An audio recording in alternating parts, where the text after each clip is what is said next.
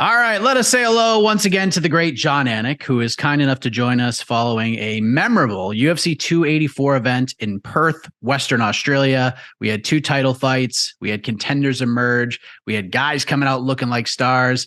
A lot of interesting storylines as well. And we're going to talk about a lot of these. Jon, it is good to see you, my man. How are you doing just a few days after UFC 284? Well, I'm dizzy. It's good to be with you. I'm glad we're talking on the back end, given all that transpired at UFC 284, but it's noon Eastern as we're taping this. It's 1 a.m. in Perth, though, so I'm drinking some of my Say coffee here and, catching a little buzz here as we segue into the afternoon. I'm still on Perth time. That's about as far as you can go, Michael, from South Florida.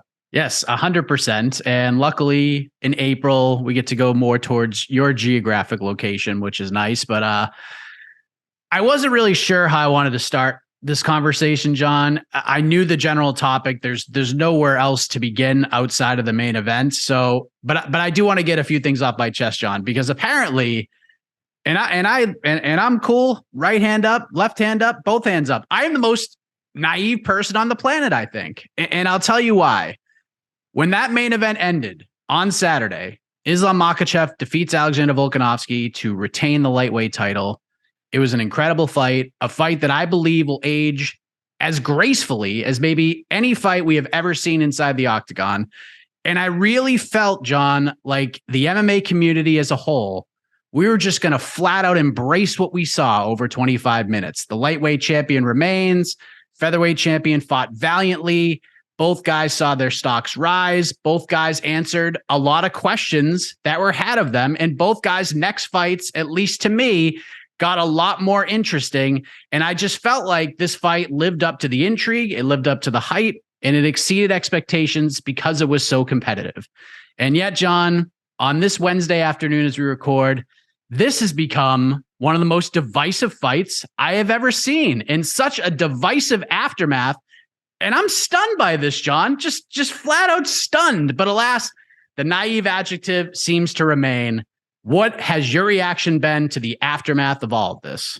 After the decision was announced, it's the first time that I've ever, I'm sure it's not the first time people have thrown stuff in our direction. It's the first time I've ever been hit with a burger and fries on the back. And it certainly felt a lot heavier than French fries. But yeah, I think you set it up well. Certainly on the Anik and Florian podcast, we tried to lead the dance with the technical stuff and the fight itself as opposed to the scorecards. But when so much is at stake, I understand why people who are emotional and passionate, have their opinions. And, I think the sport at its highest level, Mike, is so close. And the elite fights between elite fighters oftentimes are the ones that are the most hotly contested. So, there's any number of different directions in which we could go. The pound for pound discussion is largely a cosmetic one. I do believe that the next fights for Islam Makhachev and Alexander Volkanovski are bigger. And I would say in terms of the height and the expectations, you could argue it exceeded them. Just juxtaposed against the betting line, the fight was super competitive. Now, I have said publicly, like,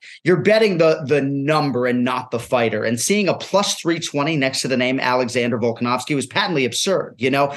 Even though maybe gun to my head, I would have taken Islam Makhachev, how would you not be hard pressed to look long and hard at a plus 300 number next to the number one pound for pound fighter in the world? So yeah, they both had their moments. Certainly I think rounds 2 and 3 were particularly close, but I'm happy for both guys because I think, as you put it eloquently, it's going to age gracefully. Not a Hall of Fame fight per se, despite how high level it was. But I hope they run it back and expeditiously. And the fight just ruled. And people had asked throughout the build, like, what's the ideal thing? Like, what if you could draw and map up this fight, what would you want to see? And it turned out almost exactly what I wanted to see, because it gave me everything that I looked for, because I was fascinated by how Volkanovski's game plan would look against a guy like Islam Makhachev. I was also fascinated about the adjustments that Volkanovski would have to make because he's so damn good at it. And I always felt like Makhachev's fight IQ didn't get the same respect and attention that Volkanovski's did, because Volk, we've seen it so many times, he'd struggle a little bit, and then mid-fight, he would make these incredible adjustments, like the second Holloway fight. And with Makhachev, I felt like he didn't get enough credit for fight IQ because he just trucked everybody that he fought. So the fight IQ would just be the game plan, but we never really had to see the adjustments be made. So I was more fascinated about the adjustments that Makhachev would have to make. Like, how would he react to a round that was very, very close? How would he react if he lost a round? What would him and his team talk about in the corner? And we got to see all of those things play out. And we got to see, Jon, the two best fighters in the world today battle it out for 25 minutes. This was everything I could have hoped for this fight. You talk, though, past tense in terms of Makhachev and his respect. And to me, it's like he still doesn't get the respect he deserved for his fight IQ or anything else, you know? And like, even in this whole equation, right? People say, oh, his first title defense, should have fought Benny Dariush. Instead, he's plucking a featherweight. You know, he fought the number one pound for pound fighter in the world who has a 1-inch reach advantage against him, who twice backed up to be the guy in a lightweight championship fight. So the road was kind of paved for Makhachev, and he went into the belly of the beast and did it into Perth, you know, which in theory he didn't necessarily have to do. So I would like to lead the dance as far as people who want to give Islam Makhachev credit for going 5 rounds for the first time, for going toe to toe with, you know, his pound for pound equal in a lot of respects. You know, you can sort of split hairs when it comes to the weight and the size and everything else. You know, I think it's going to be a very competitive rematch. I think the betting line is going to be significantly closer the second time around. I think the stock for both gentlemen goes up. Certainly, it would be hard to argue against Volkanovski's stock going up, but can Islam Makhachev get a modicum of credit, folks, for his part in all of this? This was not him sort of plucking off somebody from the lighter weight class for title defense number 1. You know, let's not pretend Volkanovski wasn't the backup for, you know, the fight that he won the title in, you know? I scored at 48-47 Makhachev watching it live. I rewatched it Tuesday. I wanted to give it a little bit of space, and I scored it the same. Like, round 3 was very close. Round 2 was close, but to me, the biggest moment in the fight happened in round 2 because Volk was winning that round, in my opinion, and then Makhachev stung him and dropped him to a knee, and that moment put it over the top for me. And I thought heading in, Volk needed to be perfect or as close to perfect as possible to win, while Makhachev didn't necessarily have to be perfect to get it done. And that one moment in the second round seemed to be the difference in this entire fight. That moment doesn't happen. We're talking about Volkanovski as the 2-division champion right now because he probably wins that second round. Yeah.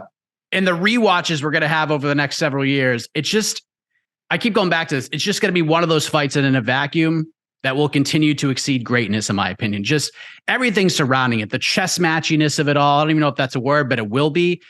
It's just so good, Jon. Like, have you gotten the best crowd that I've experienced in 12 years on the sticks, you know? So I think that only served to add to it. You know, it just, I mean, it absolutely had it all. And, you know, want to hear an unpopular take? Go watch the first 3 minutes of round 5. Islam Makhachev won the first 3 minutes of round 5 and cut him wide open. Obviously, he didn't win that round. I'm not arguing that. But I do think that a lot of people need to really look at effective grappling. And I understand that our scoring criteria is fundamentally flawed and open to interpretation, but we need to start appreciating effective grappling. And I hear so much discourse about Islam Makhachev not doing anything with the body triangle. How about the fact that he had to take him down to even assume that position, and he was able to leverage the fence as well? I just think that, you know, we have people trying to argue that Volk won round 4. So I understand people are on both sides of this, but, you know, I don't know. I think sometimes when you have a fight like this, as high level as it was, it does raise some inconvenient truths about our scoring and, you know, people's relative tolerance for watching and scoring the grappling. A lot of talk about pound for pound. This has been maybe the most divisive topic, although it's kind of a weird hill to die on, in my opinion, because it's not real. Like, it is real, but it's not really real. But both guys have a case for the top spot, Jon. But Makhachev won the head-to-head battle, and to me, I had to give him the top spot in our rankings. But in my eyes, because like for a couple of minutes, I had Volk as the number 1 guy. I had him, and then I kind of looked at myself in the mirror, and I was like, but Makhachev won. I can't do it. So I've landed on it's 1A, 1B for me. It's not 1 and 2. It's 1A, 1B. Makhachev's 1A, Volk's 1B. How do you define pound for pound yourself? Because it's just such a weird thing. Well, I am paid to give you all the promotional hyperbole that comes with the number 1 and number 2 ranked men's pound for pound fighters fighting each other. What I'm not paid to do is to give you who I think is the number 1 pound for pound fighter in the world. And that's sort of convenient because I kind of don't give a shit. I mean, certainly size is a big part of it because it's inherent within pound for pound, right? So you can understand why inherently smaller guy is competitive with inherently bigger, up a division champion, and people want to lean into the size component, but skill for skill, I think these guys are in a dead heat. And, Islam Makhachev, is he the better fighter, right? Like a lot of people there. And again, I do think it's an interesting hill on which to die. Alexander Volkanovski, skill for skill, a lot of people believe is the better fighter. I don't believe skill for skill he was the better fighter on this night necessarily, but I wouldn't sit here and argue against him pound for pound because of how close it was. And I also think when I look at room for growth in the next fight, I probably see more room for improvement for Alexander Volkanovski. And that's not necessarily that I lean towards him in the rematch, but I think that and he knows it too. He can get off to a much better start. I can't wait to see it. I'm really curious what they're going to do. If Jon Jones just lays waste to Ciryl Gane at UFC 285, and that's going to be a very tall order, do you think in a lot of people's minds he will eclipse both of those guys because he was that dude before he left? Or do you think that layoff is too much to overcome for him? Again, pound for pound's a weird discussion, and I'm not trying to sort of cop out, but like we designed one more sleep merchandise and we have a GOAT design for Jon Jones coming back because he's won 14 UFC title fights, right? If they hung banners in Albuquerque, New Mexico, Jon Jones would have 14 of them. So anytime he's competing and winning belts, and in this case in a second division, yeah, let's argue him. And since the hill that I have repeatedly died on is Jon Jones as the greatest of all time, yes, if Jon Anik's pound for pound rankings fucking mattered, Jon Jones beat Ciryl Gane in whatever fashion, he can be number 1 for me. But it tells you what I think of him, that I have continued to push the GOAT narrative despite people wanting to, push me away from that. After seeing what Yair Rodriguez did on Saturday against Josh Emmett, I'm much more interested in a fight between Rodriguez and Volkanovski than I was heading in. And after seeing how Volkanovski was able to have success in the areas he had success, especially his ability to avoid a lot of really tough spots on the ground from Makhachev. I mean, I know round 4, he wasn't able to do too much out of that body triangle, but it's not like he got submitted. It's not like he was in terrible danger in that round, but Islam versus Dariush is a very interesting fight if they want to go that route. But there's also the option of running it back right now between these two guys because it's being rumored that Dariush is going to fight Charles Oliveira in May, although I don't think that's done yet. And I think there is a case to be made to run it back. And I know a lot of people like shrug their shoulders about it. A lot of people are kind of divisive in that conversation, but it is factual that it is the biggest fight for both guys right now from a business perspective. But there's also a case to be made to let these guys run off a few defenses in their divisions. And then in a couple of years, they run it back and it's an even bigger fight then. So I know it's an option, but if you're the matchmaker, and I know you're not, but if you're given the role for just these two guys right now and you have 10 minutes to decide, Makhachev, Volkanovski, same division, let them rattle off some defenses, or would you just book them right away right now? I would probably strike while the iron is hot, but what a great problem to have if you're the promoter. Featherweight is wicked interesting, obviously, in its own right. And Arnold Allen, if he gets by Max Holloway, then he is done, right? And even at 35, like Chito Vera is fighting Corey Sandhagen, but if he beats him, he's done. He's sitting. And that's exactly what Sean O'Malley's doing right now. So at 55, yes, Dariush and Charles Oliveira obviously is lurking. Sometimes it really can just come down to the calendar. Like, I don't know that Yair Rodriguez is in any great rush to turn around and unify these belts. Like, I think Volkanovski, Mike, wants to fight in like 3 months, right? And if either Islam Makhachev or Yair Rodriguez can be convinced to fight Volkanovski in short order, that's what I think is going to be next. And candidly, if I'm a UFC fan, I'm saving my money and going to get a good seat for when Yair Rodriguez fights. Take it from me, because I haven't called a lot of his UFC career. So when I saw him fight live, right, I covered the Frank Edgar fight, right? Like I haven't been at a lot of his fights. So when I see him against Brian Ortega and I see him this weekend, that's the most watchable fighter in UFC history, as far as I'm concerned. That dude's one of one. Like I've never seen anything like Yair Rodriguez. So yes, my appetite to see him fight Volkanovski is through the roof. But I really think it comes down to Volkanovski's desire to fight 4 times in 2023 and Makhachev's relative appetite to turn around in a few months. If I'm Islam, I would probably like a vacation, you know? Yeah, Yair looks so good. Like he's always been tricky. He's always been dynamic, just super fun to watch. But that proverbial hump of being a potential tippy top guy at 145, he's had opportunities. He just hadn't gotten over it. But Saturday, it feels like this man just leveled up in a big way against Josh Emmett. Like everybody saw it right away. Almost a flawless performance. And I give Josh Emmett a lot of credit. He fought his ass off on Saturday, even though those body kicks got to him right away. Yair, right. I mean, that was a level up performance, was it not, from Yair? Because that was incredible. Yeah, I mean, I don't know who else you can book to talk about Yair, like technically and analytically. It's probably not me. I'm just going to sound like the fan spewing superlatives. Bro, I've never seen anything like it. You know, Dominic Cruz perpetually referring to him on the broadcast as one of one. Like, yeah, one of effing one. I've never seen anybody like him. And candidly, my podcast partner, Kenny Florian, when I start to talk like that, he's like, all right, dude, like just chill out. Like he needs to be more defensively responsible. He did get clipped by Josh Emmett early, right? I get all of that.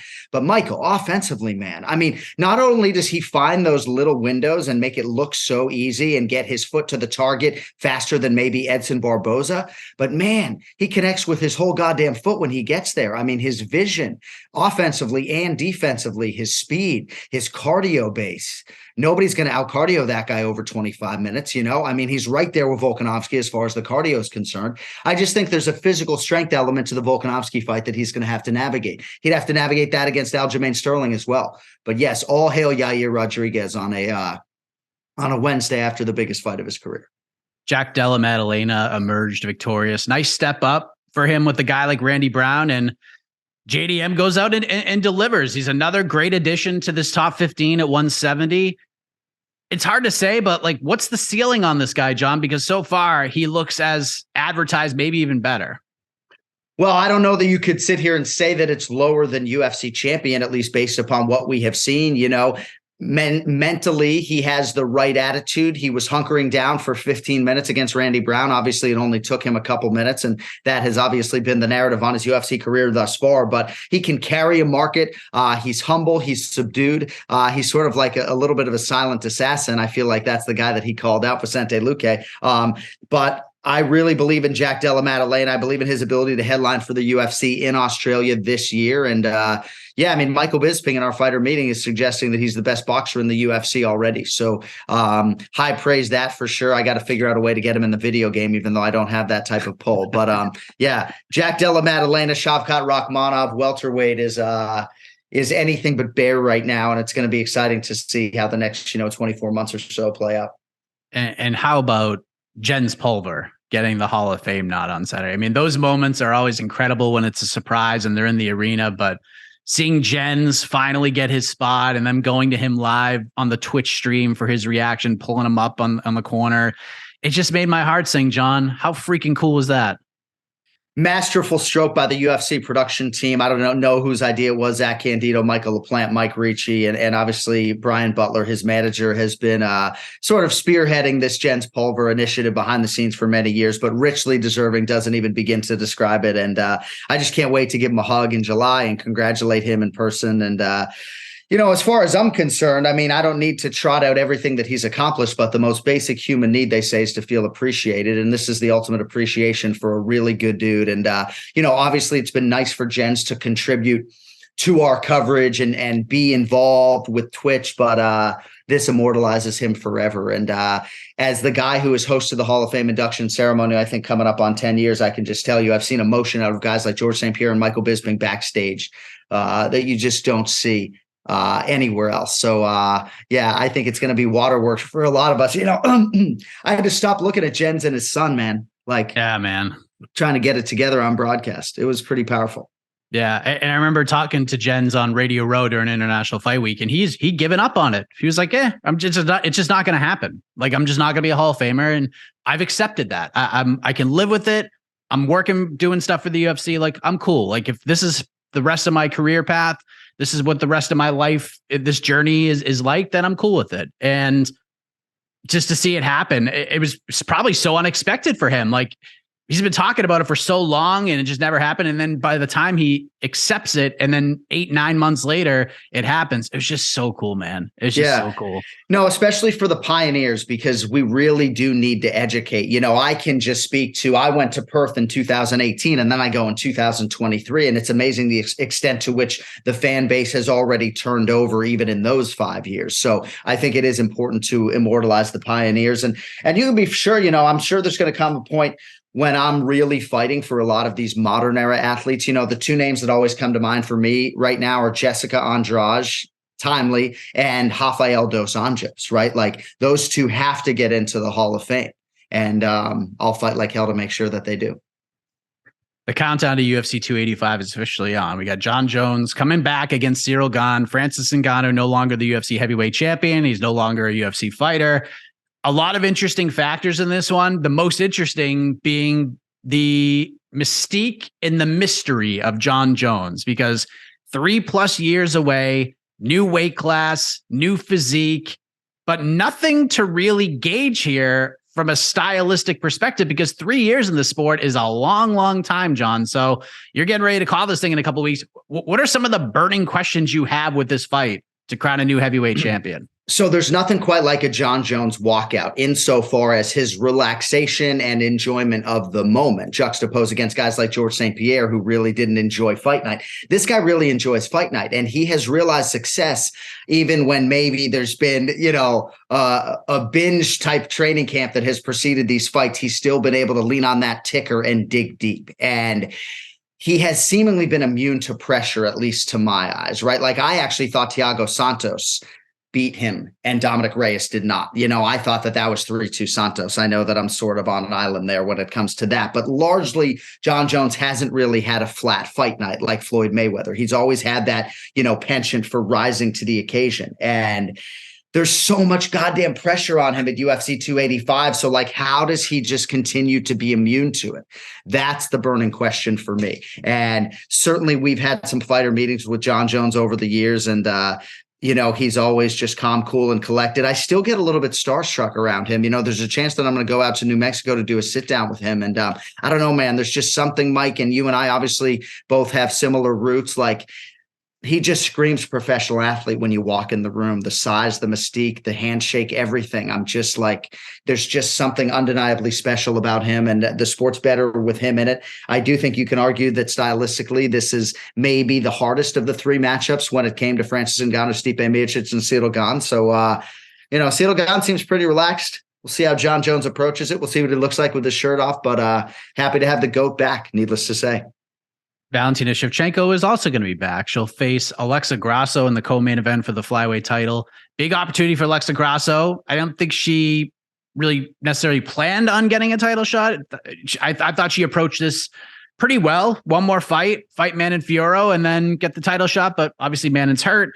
We got to get her back in there to fight somebody. And Valentina's ready to go. Alexa's ready to go. And Shevchenko's first fight since the very close one with Tyler Santos. I like this one a lot, John. I'm intrigued by it, and I'm curious how big the chip Valentina Shevchenko will carry on her shoulder, because when she has that chip, she's a scary individual. And candidly, bro, the reason why we went with this GOAT design in part 2 was because Shevchenko was also there. And I do think in a sport where there aren't that many GOATs, right? There are a lot of greats. There aren't that many GOATs. I do believe that Valentina Shevchenko really does qualify, you know, to whatever degree you want to have that conversation. But I agree with you, man. Like, I think Alexa Grasso is ready now. I don't believe in 24 months she would be better equipped to beat Valentina Shevchenko. That isn't to suggest that she's getting Shevchenko at the right time. But Alexa Grasso is a much more willing grappler and a much better grappler than she has been in the past.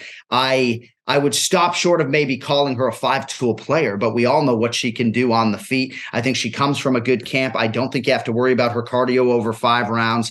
We all put Shevchenko on a pedestal, and rightfully so. And I do believe when Valentina Shevchenko is at her best, she could beat Amanda Nunes and everybody else. But I'm excited to see what Grasso, obviously the former strawweight, can do with the opportunity. And, you know, I think she's ready. I think she has to be inspired by her fellow Mexicans. You know, obviously this fight, not unlike Yair Rodriguez and Josh Emmett, get is not going to get the shine that it deserves because of the magnitude of the main event here. But yeah, I'm excited to see what Grasso can do for sure. Yeah, and it's just a really good card. Like Bo Nickel fighting Jamie Pickett's his UFC debut. Shavkat Rakhmonov, like you mentioned, fighting Jeff Neal. Jalen Turner's now fighting freaking Mateusz Gamrot, which is just a ridiculous fight. Derek Brunson, Dricus Duplessis, Amanda Hebas, Viviane Araújo, Cody Garbrandt's on the card fighting Trevin Jones. Ian Machado Gary's back. Just to name a few off the top of my head, there's a lot to like here. First of 2 pay-per-views in March. There's a lot to like on this card, Jon. Yeah, dude, I'm still spinning from Perth. So as you rattle off these names, you're sort of piquing my interest because I didn't even necessarily know that a lot of those names were on the fight card. But yeah, we're excited. Obviously, it'll be good to be back in Vegas. And yeah, man, it's just different when Johnny Bones is there. And I think you can sort of speak to just the magnitude of that man. It just hits different, man. It just does. Those Conor, those Ronda, those Jon Jones fight weeks. You feel it pack in your suitcase for me. But yeah, a lot of talent. Obviously, a lot of people excited to see Bo Nickel and see if Duplessis can take his career to the next level. Talks a good game, has fought a great game, and now he gets a very interesting stylistic challenge. So yeah, we're ready to go. Last thing, and you just mentioned him, Conor McGregor is back. He and Michael Chandler will coach The Ultimate Fighter, and there's rumors circulating about what the season is actually going to look like, and if this comes to fruition, where it's past UFC alum taking on the next generation of fighter. Boy, oh boy, am I intrigued! But then these two guys are going to fight sometime this year, maybe in a giant stadium, but. What was your reaction to this news? Is this the right fight, the right coaches? Does this check off all of the boxes for you? I'm just excited to have Conor back in a competitive setting. I hope that doesn't sound like a cop-out answer, but let's get his September or August fight on the books and let's go. I mean, yes, it's intriguing that they've been able to put this on linear television because of Conor McGregor's presence. I am a longtime unabashed fan of Michael Chandler. I think sometimes he's a little bit misunderstood by the public, and I think The Ultimate Fighter affords both of these guys an opportunity to shine. But yeah, I just want to see Conor McGregor back in the octagon. And I will say the one thing that I have heard since the announcement of this, candidly, and I hope I'm not speaking out of turn, is, hey, man, I didn't watch last season of The Ultimate Fighter. DVR's already set for this one. I'm going to watch the whole season. So the Conor McGregor effect, I think, is going to definitely be reflective in the ranking, in the ratings when it comes to this latest iteration of The Ultimate Fighter. And even if it doesn't, just the social media presence alone is just going to be massive. Like they'll clip off Conor and Chandler talking, coaching moments, some of the pivotal moments from the card. So even if you go through the first couple episodes and you're just like, it's the same show, nothing's really changed, doesn't matter. Like the amount of eyeballs are going to be on those two guys and on this season, whether you watch the episodes or not, it's going to be gigantic. And I would love to see somehow, some way the UFC pull this off where they air the episodes on Tuesday or Wednesday, whatever it is. But then Saturday, there's an open spot on ABC, little rerun action. I would love that too. That'd be an extra set of different eyeballs, a new experience for some of those sports fans to get a glimpse of these two guys. Yeah. I hope Conor's invested. I think he will be, right? Because when he's invested, he's just fire on television. I mean, the guy is just an incredible orator. And so is Michael Chandler. He's very thoughtful with his words. And I do think you'll see Chandler maybe take a little bit more risks verbally. You know what I mean? Like, I think that you'll see a more organic side of Michael Chandler because you're just going to get more long form Michael Chandler. But dude, like anyone who thinks I have any remote ability on a microphone, Conor McGregor puts me to shame. And candidly, when I say that to Irish men and women, they say you should see our nation's best. Verbally, they put Conor to shame. And I honestly would need to hear that to believe it because I just really appreciate Conor's quick wit, his comedic timing, and the fact that nothing ever seems rehearsed. And he's hilarious. But yeah, it's going to be good, man. It's going to be good. Yeah, I think Chandler will take some risks too, but like, what do you think that's going to look like? Do you think? I feel like they're going to get along for the most part. I feel like there'll be little jabs here and there, but I feel like they're going to get along for the most part. There might be a moment if like one team rattles off a few straight wins and one gets frustrated and one says the wrong thing and maybe tempers will flare slightly. But I don't know if I don't think we're going to have a Chael Sonnen and Vanderlei Silva type season here.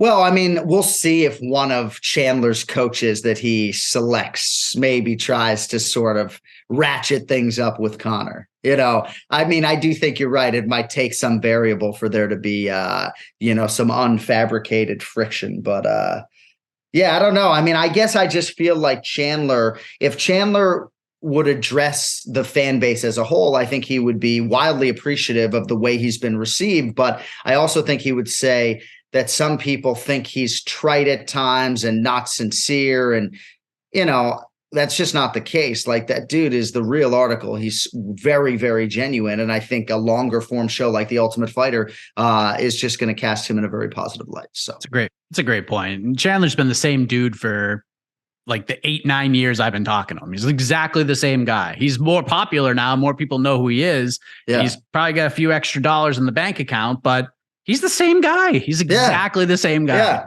Yep. I first met him in Pittsburgh, Pennsylvania. I think I was taking a walk with another UFC fighter and just remember just being sort of awestruck in just how put together he was, even back then, 2016. And now I consider him a friend, obviously based here in South Florida. And pick 'em fight -110 on both sides. Maybe a side wager for me and you with McGregor and Chandler. We'll see. Oh, all right. Sounds good. Well, Jon, I appreciate your time as always. A lot to look forward to for the upcoming calendar for the UFC, especially with the pay-per-views. The next 3 are fire right now, and looks like May might come together nicely too. So a lot to be excited about. So my message to the fans, buckle up. It's going to be a fun ride. So I appreciate you coming on, especially a few days after a long travel day, and all the best to you, man. Thank you, buddy. Always good to chop it up. And it's going to be a wild few months. Obviously, there's been an international flavor early for the pay-per-views in 2023. But a lot of big fights that haven't been announced yet coming down the pike as well. So, all right. Thank you, sir. Thank you, buddy.